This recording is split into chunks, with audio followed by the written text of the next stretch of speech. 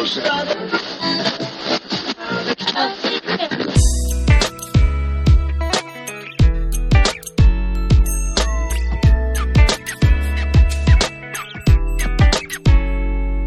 a lot of ways to get your workplace safer, but probably the least effective is to ask your workers to try harder.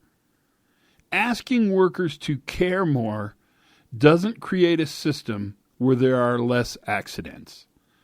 If I could do anything for you on earth, it would be to give a little third eye in the middle of your forehead, which would be attractive at so many levels, that helped you understand when the company puts out a production piece or an advertising piece or a safety day video or a poster campaign, that asking workers to try harder doesn't really make more capacity in your system to manage consequence, outcomes, and frequency of failure.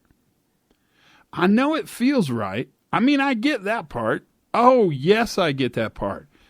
But I'm going to tell you that what scares me about it is not that you're wasting your breath asking workers to try harder. It's not a waste of breath. It's a nice thing to say, and I think it's probably a good thing to hear. What scares me is when we ask workers to try harder, we feel like we've done something. We've accomplished something. We've made the world a better place. We've made it safer. Now, the challenge is to realize that at some point somebody has to go into the emperor's chambers and say, hello, you have no clothing on. Asking us to care more, to try harder, to believe in the program more, none of that stuff really equates to a stronger, better, more robust system that is ready for and tolerant of error and violation. We don't design cockpits of planes in the hopes that the pilot will try harder. We don't design elevators in our buildings in the hopes that the people riding in the elevator will try harder. And you sure don't run programs like fall protection based upon try harder. I've never in my entire career seen a banner at a construction site that says, don't fall, try harder. That same thinking is really important, super important, to the way we talk about managing safety. I know it feels good. I know it seems good. I know we want to ask our workers to care more, try harder, but I'm just not sure it's worth the breath. Now, we may get the emotional payoff, sure.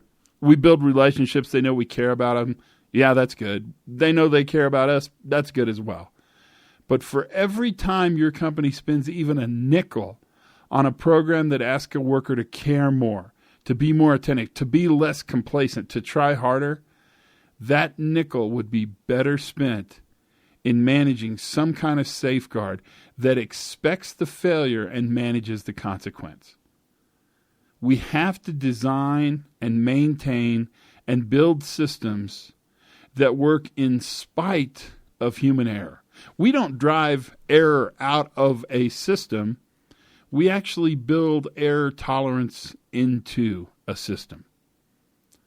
That's important.